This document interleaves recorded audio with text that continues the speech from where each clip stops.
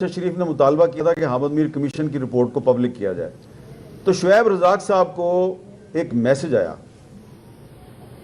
اور اس میسج میں یہ کہا گیا کہ ارشد شریف جو ہے اس کو ہم ننگا کر کے سڑکوں پہ گھسیٹیں گے۔ وہ صاحب جنہوں نے میسج بھیجا تھا وہ اتنے نڈر اور بے باک ہیں، انہوں نے آج تک وہ میسج ڈیلیٹ نہیں کیا اور وہ شعیب رزاق صاحب کے پاس موجود ہے۔ تو اسی لیے ہم اسلام آباد ہائی کورٹ میں گئے، ہم نے درخواست کی کہ جی ارشد شریف کے قتل کی انکوائری کے لیے ایک جوڈیشل کمیشن بنایا جائے تاکہ وہ جو میسج آیا تھا اس سمیت کچھ دیگر شواہد جو ہیں وہ جوڈیشل کمیشن کے سامنے رکھے جائیں، لیکن وہ جو پٹیشن تھی اس کو 1 سال تک فیصلہ محفوظ رکھا گیا اور پھر وہ ریجیکٹ ہو گئی۔ 22 میں جن لوگوں نے ارشد شریف کو کینیا میں شہید کیا وہ لوگ آج بھی اتنے طاقتور ہیں کہ وہ اس کیس کو آگے نہیں چلنے دے رہے۔ شکریہ ادا کروں گا کہ انہوں نے یہاں پہ بلایا اور یہاں پر جو ہمارے جو سیاسی قائدین موجود ہیں ان کا بھی شکریہ کہ وہ بھی آئے۔ یہاں پہ ہم سب آج میرے دوست ساتھی اور بھائی ارشد شریف صاحب کی 3ری برسی کے موقع پر اکٹھے ہوئے ہیں، لیکن مجھ سے پہلے بھی جن لوگوں نے بات کی اور میرے بعد بھی جو لوگ بات کریں گے تو آپ کو یہ محسوس ہوگا کہ اس میں شکوہ شکایت ہے، اس لیے کہ انصاف نہیں ملا، اور انصاف کے لیے شاید اگر کوشش کی جاتی اگر حکومت کی طرف سے اور متعلقہ اداروں کی طرف سے تو شاید ہمارے لہجوں میں اتنی تلخی نہ ہوتی، لیکن نہ صرف یہ کہ انصاف فراہم نہیں کیا گیا بلکہ انصاف فراہم کرنے کے لیے جس نے بھی کوئی کوشش کی تو اس کو نہ صرف ڈسکریج کیا گیا بلکہ ڈرایا دھمکایا بھی گیا۔ تو اب یہاں پہ مطیع اللہ جان صاحب نے ارشد شریف صاحب کے ساتھ جو ان کی زندگی کے واقعات ہیں وہ شیئر کیے، میں بھی بہت سے واقعات شیئر کر سکتا ہوں، لیکن صرف ایک بات آپ کو بتاؤں گا کہ ارشد شریف پاکستان سے گئے ضرور تھے، پہلے وہ جانے کے لیے تیار نہیں تھے۔ یہ بات جو ہے وہ میں اس لیے آپ کو بتانا چاہتا ہوں کہ کچھ لوگوں نے یہ کہا جی کہ ارشد شریف کو پاکستان سے جانے پر مجبور کیا گیا، لیکن ایک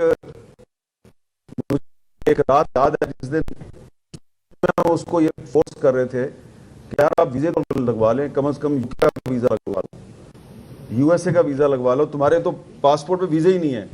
تو اس نے بڑے ہی تجاہل عارفانہ کے ساتھ یہ کہا کہ میں بھاگنے والوں میں سے نہیں ہوں،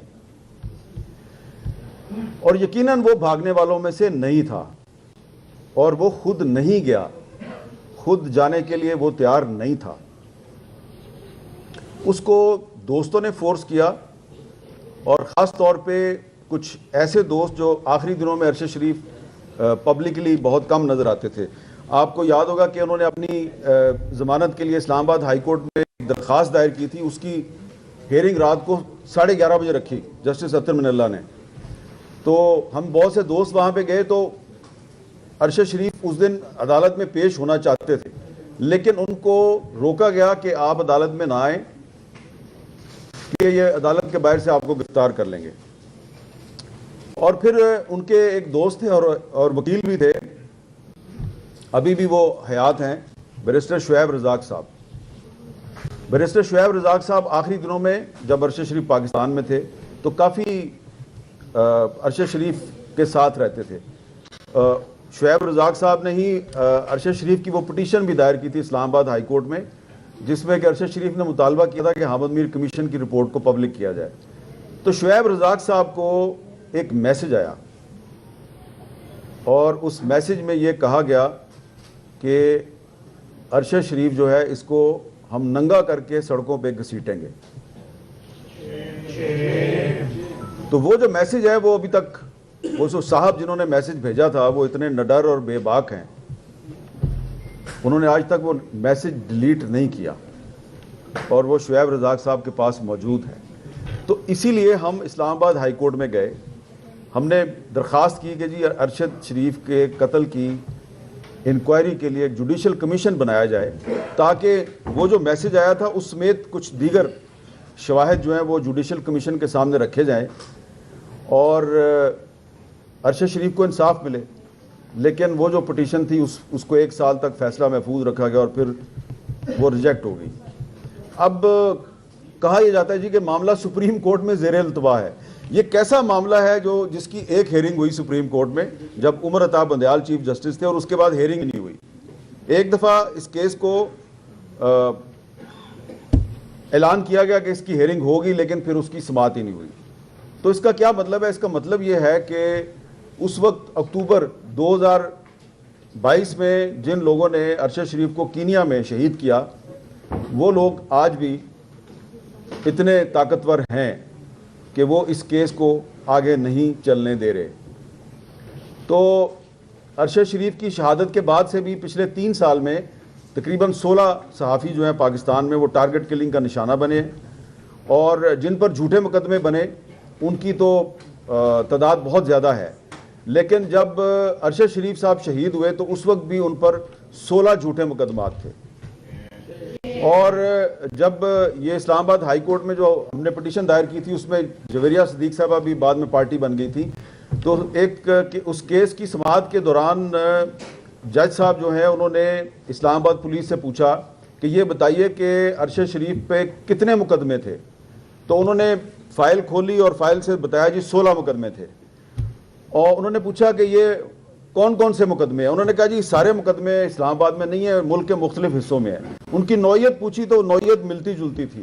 بعض مقدمات جو ہیں اس کے جو مدعی تھے وہ مدعی جو ہیں وہ ان کے نام اگر میں آپ کو بتاؤں تو ان میں سے ایک آدمی جو ہے اس نے 2021 میں میرے خلاف بھی درخواست دی، میرے خلاف بھی غداری کا مقدمہ کرایا. اس نے اور بھی بہت سے لوگوں کے خلاف مقدمے کرائے ہوئے ہیں.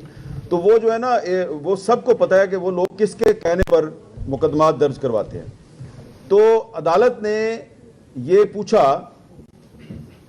کہ یہ بتائیے کہ وہ کون سے گواہان ہیں جن کی گواہی جو ہے وہ FIR میں بیان کی گئی ہے، اور اگر ارشد شریف پر آپ نے غداری کے اور دہشت گردی کے مقدمے بنائے ہیں تو مدعی کے بارے میں تو چلے ہم کچھ نہ کچھ اندازہ لگا سکتے ہیں، لیکن اس میں گواہ بھی لکھے گئے ہیں. گواہ کون سے ہیں؟ تو اس کے بعد اسلام آباد پولیس نے جو تفصیل عدالت میں بتائی اس کے بعد پھر جج صاحب نے کہا جی میں فیصلہ محفوظ کرتا ہوں. اور پھر 1 سال تک فیصلہ محفوظ رہا اور پھر 1 سال کے بعد جب فیصلہ آیا تو پاکستان کی صحافت مزید غیر محفوظ ہو گئی کیونکہ انصاف ہی نہیں ملا. انصاف ہم کیا مانگ رہے تھے؟ جوڈیشل کمیشن بنا دیں. تو اس لیے اب یہاں پر کچھ ہمارے سیاسی قائدین بھی موجود ہیں، وہ بھی کہتے ہیں جی پاکستان میں آئین اور قانون کی بالادستی ہونی چاہیے. انہوں نے تحریک تحفظ آئین بنائی ہوئی ہے اور ارشد شریف بھی یہی مطالبہ کر رہے تھے کہ پاکستان میں آئین اور قانون کی بالادستی ہونی چاہیے. اور جو بات میں نے آپ کو پہلے بتائی کہ وہ ان کو اس لیے کینیا میں ٹارگٹ کلنگ کا نشانہ بنایا گیا کہ انہوں نے پاکستان واپس آنے کا فیصلہ کر لیا تھا. اور پاکستان واپس آ کے انہوں نے یہ چیز شیئر کی اپنے کچھ دوستوں کے ساتھ کہ اگر مجھے صحافت نہیں کرنے دی جائے گی تو کوئی بات نہیں، میں سڑکوں پہ شو کیا کروں گا. تو ان کا پاکستان واپس آنا جو ہے وہ کچھ لوگوں کے لیے بہت بڑا خطرہ بن گیا. تو اس لیے ان کو کینیا میں انتہائی بہیمانہ ظالمانہ انداز میں شہید کیا گیا. اور جس فیکٹس فائنڈنگ رپورٹ کا ذکر ہو رہا ہے اس میں واضح طور پہ اس میں بھی کہا گیا ہے کہ یہ ٹارگٹ کلنگ تھی. اور بعد میں جو کینیا کی ایک کورٹ فیصلہ آیا ہے جس کی جو پٹیشنر تھی جویریہ صدیق صاحبہ تھی تو اس میں بھی یہ کہا گیا کہ یہ ٹارگٹ کلنگ ہے.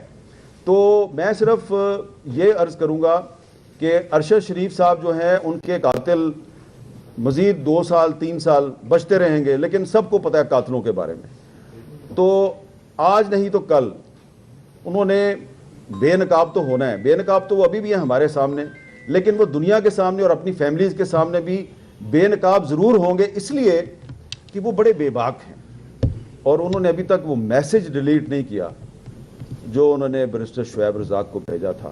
اور میں سمجھتا ہوں کہ وہ میسج جو ہے وہ جس نے بھیجا ہے وہ اگر کبھی پکڑا گیا تو پھر وہ یہ بھی بتائے گا کہ یہ میسج بھیجنے کا اس کو حکم کس نے دیا تھا. اور جب وہ حکم دینے والا بھی پکڑا جائے گا تو پھر جو اس کے پیچھے بندہ تھا وہ بھی پکڑا جائے گا. یہ 3 لوگ ہیں انہوں نے پکڑے ضرور جانا ہے, آج نہیں تو کل پکڑے ضرور جائیں گے, اور جب پکڑے جائیں گے تو آپ کو پتہ چلے گا کہ عرش شریف کے ساتھ ناانصافی کا اصل ذمہ دار کون ہے. افسوس یہ ہے کہ اس ناانصافی میں آج سپریم کورٹ آف پاکستان بھی ایک فریق کا کردار ادا کر رہی ہے. شیم. بہت شکریہ.